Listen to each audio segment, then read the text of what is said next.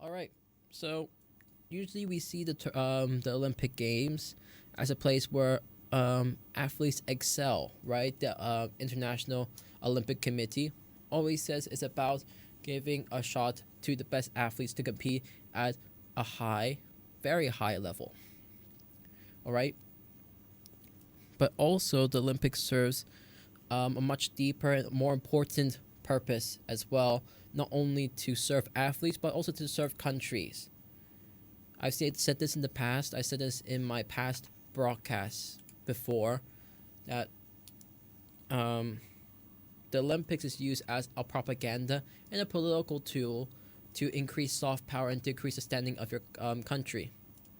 Right, winning a lot of medals in the Olympics gives off a show of power and also a show of progression in terms of character and also in terms of really being an essential an important country that treats its people well and also is confidently improving your people's lives.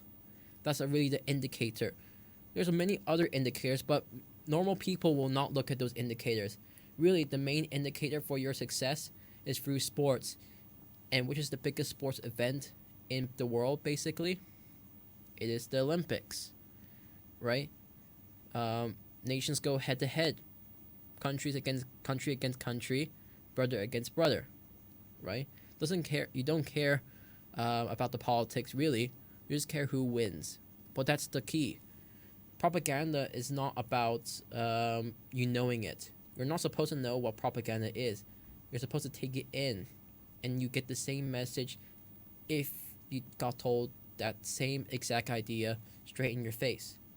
It's hidden. Propaganda is supposed to be hidden. Successful ones are not supposed to be caught. And this is the same with the Olympics.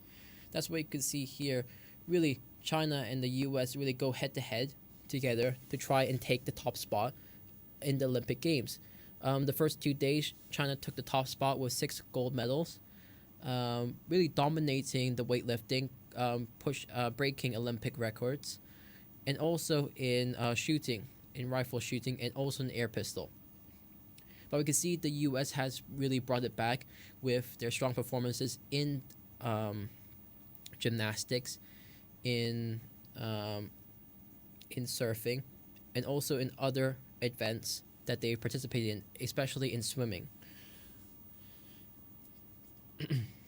So these two are going head to head at the moment in time. Japan's ahead at this moment. Surprisingly, the host nation in Tokyo is ahead because it can muster the most athletes because it's in home territory.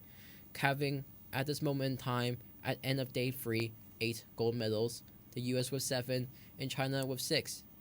The biggest holder of all of medals from gold to bronze is China with 18. So, whatever metric you see, you can see that is a very tense event between the top 3. Nobody is ever close to the top 3. Japan, the US, and China, at this moment in time, are the forerunners to take the first spot in the Olympics with the most medals and most gold medals, which is the most important one. Of course, you win. Anyways, this has also coincided, the Olympics has also coincided with a lot of tensions within China and also the US as well. A souring of relations and also escalation of conflict between the two. During high-level talks between President Biden and also China as well, and also other different foreign officials, there's been a lot of tensions, a lot of rise in tensions, and also a lot of bad blood between the two sides. All right, the two countries, because a lot has been said from the U.S. side accusing China of many things. All right, and also China has been hitting back as well. Both are still in a very tense economic sanction kind of war, and basically a cold war between the two sides, information war. Any war you can think of that is not direct conflict, they are in. And this also is in the Olympics. The Olympics has always been used, or in recent history has been used during the Cold War, as a place to show prowess, We can see this with the U.S. and Russia and the Soviet Union hitting it off. All right, pushing their best athletes into the spotlight and trying to compete against one another to get that gold medal position. And we can see this also happening with China and the U.S. Russia under the ROC, of course, because they're banned for doping and doping allegations as well, and scandals. They're not doing as well. They're kind of a declining nation, as you can see, and they're not doing as well as they're supposed to in the Olympics, being in fourth place with four gold medals, 5 silver, and I think 6 silver and 5 bronze. All right, not a great position to be in. All right, but it is what it is. Anyways, this has seen a crossfire like no other among Asian people that are living in Western nations. All right, let's take for example badminton, ping pong. Usually you see within Western nations, you see people of Chinese descent or of Asian descent participating in these events because, of course, there's a very strong culture around this kind of sport among Asian people. Is what we're best at, all right? And also, this coincides with a lot of tensions between China and the U.S., really being generalized as a fight between the West and the East, all right? And we can see here, really in the middle of all of this kind of conflict, really the unknown figure within this is Asian American athletes that are participating within the Olympics at this moment in time. Many American athletes are participating in the Olympics at this time that are of Chinese descent, are of Asian descent as well, as am I. All right, I'm Chinese Canadian, and it's a very tough time but to be in the middle of something that's really ugly. And it's an ugly time, and it's a time that should not basically be had, really. But these tensions do occur, and there's the dilemma. These countries are participating for a country that basically many of them were born in, many of them grew up in, and many of them centered their lives around. They're competing for a country that they love, and also that they want to make better and they want to represent in the best light. But we can see that supporters behind in the background, behind all the glamoring lights, are saying some very derogatory, mean things to these Asian American Olympians. Actually, the Olympics gives a very prominent platform for these people and these athletes to speak out on racism. And this doesn't only go for Asian athletes, this goes for every Asian American within the U.S. at this moment in time. I bet all of them at this moment in time, during the tensions between the U.S. and China, many Asian people, even not of Chinese descent, are generalized as being Chinese. Very racist and also discriminatory way of looking at people. But also it really brings up the question, what is identity at its core? Especially with migrant nations, people who immigrate to nations, like the U.S., like Canada, and like other nations as well, would have large immigrant populations. All right, who are you, right? Like, what is it? In ping pong, or in table tennis as it's called, in the Olympics, you see a lot of Chinese athletes with Chinese surnames participating for European and also North American nations. And, you have to say, what identity do they hold? And what the people of those countries think that their identity is, right? Because if I saw, I think there's a Spanish a table tennis player called Xiao. Her surname is Xiao. If I saw her on the street, I would have thought that she came from China, or she came from, from the U.S. or Canada. It's just a fact. Or even Australia or New Zealand, if I was feeling a little bit angsty that day. But I'll never expect her to be from Spain. Never in a million years. And that's the problem, right? with a growing society and with a society that's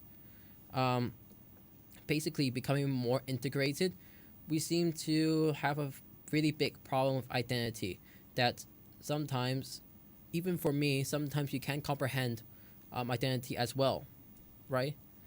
It goes for different types of sports, like in gymnastics, on the American team and on the Canadian teams, and even on like other teams as well in Europe. You really see Slavic names or Russian names, surnames coming up on the team of participation, because these people emigrated and also then integrated into American society or were born there, coming from a second generation. So what identity do those people also hold? And probably during the Cold War, those people faced a lot of discrimination and a lot of also questions as well. It's just that this time it's put into another context, which is the Asian context, right? And then we are hyper focused on people in Asian Americans and also Asian Westerners in certain sports. Is it right that we look at it that way? No, it's not right. All right, it's discriminatory, it's racist, and we should respect the country that they're in, because we don't know them. We don't know. Honestly, I don't know these athletes personally. I don't know their stories. I haven't researched any of them. But taking it from face value, we shouldn't do that as well, right? And why do people care so much? It's great. It's great to crack a joke. That's one race dominates a sport, because sometimes it's a fact that some like table tennis and badminton, Asian people do dominate the sport, and we can see that with every single country putting up participants that are from that race. But it also is an issue. All right, all jokes aside, it's still a wide issue of identity and identity politics. Where do you lie? And how would people refer to you as? Because even for me, it's quite hard and quite challenging to tell someone that I'm Canadian. It really is. It is a challenge, because overall, the fact of the matter is, you can't differentiate it. Really can't. If you were going to ask me, if I didn't speak, if I just walk on the street, you'd probably think I'm from China because of my skin color, right? It's a presumption that is inert in everybody, and also it's inert and brought down from us from generation to generation. I don't know how to stop it. I don't know what the solution is to kind of stop that kind of assumption from happening. But it's something that happens, something that has to be acknowledged. Because I know from experience that these people probably probably respect their culture, respect themselves as Asian, or coming from whatever country they came from, or whatever country their parents came from. They probably respect that culture, respect the language, right, respect the cuisine. But they also have some part of them that feels actually very strongly for the country that they live in, the country that they reside in. But you can't talk about it. You can't emulate that because it's weird. It's taboo, right? And wearing a uniform of another country other than your country, your family's country of origin, is weird. I don't know what to do, but it always happens, and it always is a very, very contentious spot, even during every single Olympics, and it's going to keep happening. In further Olympics, it's going to be a lot more common. Maybe it's because we have to have more people migrate and then compete for other teams, so then it looks like normal. Because at this moment in time, still with years and years of experience, with athletes that don't look like the people of their country or origin, we still haven't figured out or wrapped our head around the fact that maybe we shouldn't care, and we only should care about the sports. Anyways,